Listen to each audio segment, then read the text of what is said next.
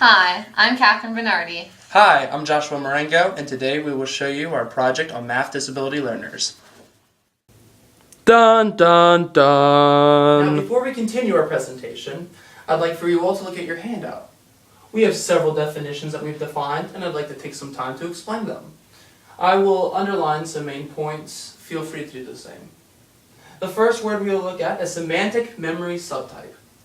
It is a subtype of mathematical disability, or MD, and is characterized by difficulty in storing arithmetic facts in long-term memory, or accessing them, even after excessive drilling. The main points you want to look at are difficulty in storing and long-term memory.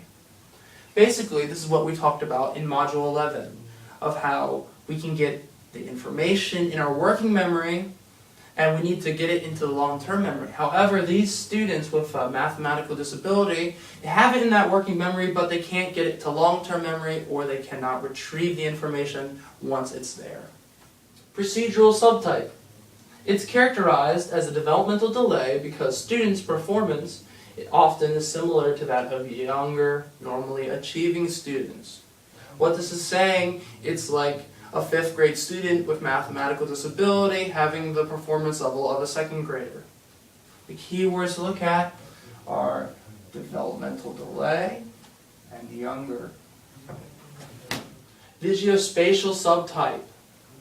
It involves difficulties with spatial representation of numerical info, such as omitting numbers, rotating numbers, or misreading operational signs, etc. There's several listed on your handout. Basically, it's difficulties with spatial representation of the numerical info. It is similar to a student with dyslexia and reading, of how they have difficulty seeing that. And it would be the same with a mathematical disabled student. Especially the key one here is misreading operational signs. That's a really big one we found in our study. Automaticity training. That's basically a long word for remediating facts. And dyscalculia. It's the professional term for math disability. That's all it is. But it's a very important term as it will be used in our presentation and any further research that you do. Now we're going to go into common characteristics. One of the common characteristics among children with mathematical disability is that they have a problem retrieving their long-term memory. One of the things they use to help retrieve their short-term memory is finger counting. 1, 2, 3, 4, 5. In a study on 3rd graders, they use their short-term memory and finger counting to figure out the problem 3 plus 4. They did it like this. 1, 2, 3, 4, 5, 6, 7. And that's how they figured out the problem. Now on to research. We found 3 areas of research with mathematical disability. They are counting, arithmetic, and working memory. Let's start with counting. Children with mathematical disability, as mentioned before, struggle with numerical operations and counting principles. So they'd see a numerical sequence, 1, 2, 2, 3, and they'd be asked, is this correct? They would say, yes, it is correct. However, we know there's not 2 2s in the numerical sequence. There's only 1. However, they have a hard time differentiating this. This shows how counting can be a real struggle for them. Next, we have arithmetic. And as mentioned before by Kat, they might be given a problem. Let's say 3 plus 4. As seen before, they'd go 1, 2, 3, 3. 1, 2, 3, 4, 4. Added together, 7. Good job. However, what about if we mix it up a little bit? What if we give them 3 times 4? They'd go 1, 2, 3, 1, 2, 3, 4, 7. Unfortunately, that's not the right answer. The answer is 12. However, with arithmetic, research has shown that they struggle using different techniques for different problems. They would use the same technique for both problems, even though we need to use new ones. And finally, we have working memory. As emphasized before, they have a hard time getting information into that long-term memory where it needs to go. And they have to struggle with getting that there, into that place. So it's stuck in their working memory, and it sometimes get overloaded because you have too much in the working memory. It has a limited capacity. Finally, I also want to look at math anxiety. If you notice the X, it is not a mathematical disability. Elizabeth Waddington did a research study on math anxiety to see, okay, is this really a mathematical disability? And she found that to be false. It's not. It is a conditioned response and stimulus. As Pavlov has explained, this whole concept of conditioned response and stimulus, they've seen math and they've somehow learned to associate it with negative connotations. So it's the teacher's job to change that and associate math with good connotations. So as we see, it's really just a part of classical conditioning instead of a disability.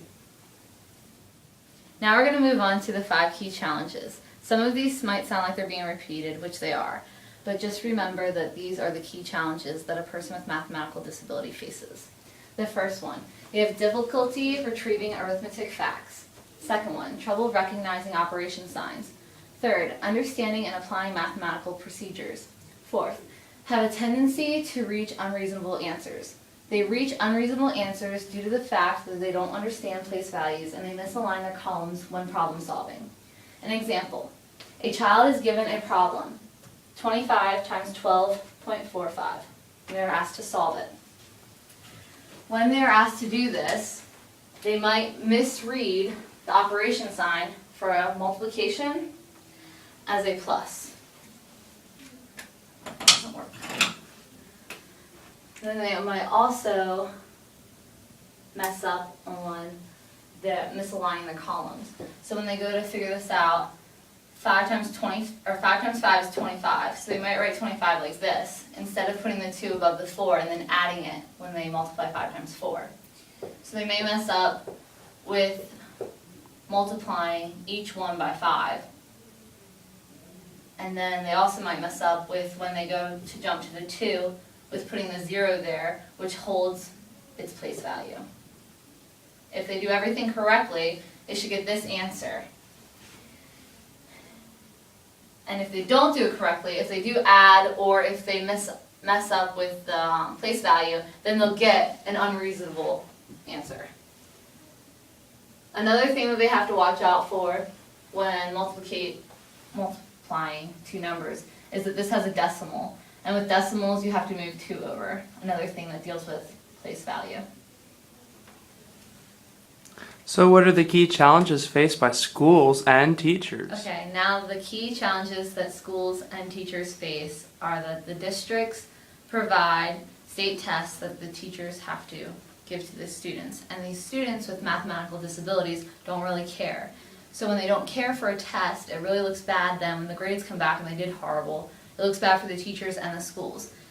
Another thing that the teachers have to face is that some students in the classroom with mathematical disability have specific needs. So the teacher not only has to meet their needs, but also the needs of everybody else in the classroom. A third thing that they have to face is that if the teacher doesn't have patience, then the student will usually give up. And if the student gives up, then you have a student who's not learning anything. And the teacher also has to be creative, so it keeps the student's mind going and it keeps the student involved in the material at hand. Now, through roleplay, we will demonstrate effective strategies used by teachers and students to address mathematical disability. Josh will play the teacher known as Mr. Marengo. Kat will be a concerned parent of a child with mathematical disability. The bunny rabbit doll will be a child with mathematical disability. Well, Ms. Bernardi, I called you in here today to show you your child's yearly report. Alright. Well, it seems to me that from what this is saying, is my child has a problem applying mathematical procedures. I know she had told me that she had a problem with place values and that she had a problem with operation signs. But you're showing me that you're giving her a D for this class. Yes. Why is that? Well, she's doing poorly in math, and as you said, all of those things that she's told you and that you see on the paper are true. And I've diagnosed her with a mathematical disability. A mathematical disability? What does that mean? It means that she has some mental factors that prohibit her from doing well in math. However, being the amazing teacher that I am, and being such an expert in mathematical disabilities, I can show you how we can have your child overcome these small obstacles. Now the first thing we're going to do, Mrs. Bernardi, is place your child at the center of instruction. Secondly, we'll have your child use a calculator to do standardized tests, because she unfortunately cannot get information from her long-term memory. So she will use this one right here. Next, we will appeal to your child's multiple senses. For example, let's take these boring standard flashcards. They can be effective, but we want to appeal to the multiple senses and make it more interesting, creative, and appealing. So, we're going to start off by giving it different colors. As I interviewed your child in class, we saw that her favorite colors were pink and green. Not only that, but we want to do some shapes. We'll make it even more interesting. So we got a heart and a circle because she loves basketball in gym. So, and she loves the love that she gets from you, of course, Mrs. Bernardi. So, with these different shapes and different colors, it'll make it more interesting for her to learn. Now, to further engage your child, we will have her take this math problem that she saw on the creative flashcard, and we'll have it applied to her life. We're going to have her write a word problem about her own life where she takes these two factors. She'll become more engaged in class because it directly refers to her. And, yeah, we had her write one. She even talked about you in it. Let's see. She wrote, "I usually eat 5 carrots a day. Mommy makes me eat 4 stalks of celery too. How many vegetables do I eat in a day?" And then, once she saw how many vegetables that she had to eat from carrots and celery, she found that the answer was 9. She found the right answer, and she became more engaged in math. Now, Mrs. Bernardi, we will look at the 2 aspects of your child's mental functions. We have long-term memory and working memory. Right now, your child is having a difficult time retrieving facts from her long-term memory. So, to help your child, we're going to have her work a lot with her working memory. And that's one of the reasons we gave her a calculator for standardized tests. You see, she'll have to use many strategies to have her working memory process mathematical procedures. One of them is counting with her fingers, primarily. An example, she'll have a problem, let's say 6 plus 2. Now, a normal student would go, "Oh, this is 8. However, your child cannot retrieve this fact from the long-term memory. So, she'll have to rely on her fingers or other counting objects. So, she has 6, and then she adds 2. 7, 8. Ah, it's 8. And that's how she'll have to solve problems for now. Good job! Oh, hello, Ms. Bernardi. We were just doing math problems on the computer. We have found an excellent way to engage your child through class time by using a computer. Now, this system will use math facts like flashcards, except through the use of a computer, it'll appeal more to your child. We've found this through studies to be very effective. so your child can continue to do regular math facts like you find on normal flashcards, but just in a more entertaining way. Yes, that's also correct. Great job. You get an A. Thank you, Mr. Marengo, for helping my daughter with her mathematical disability and with helping explain it to me so that I can understand what's going on. You're quite welcome. Anytime. And that concludes our video project. Thank you so much for watching.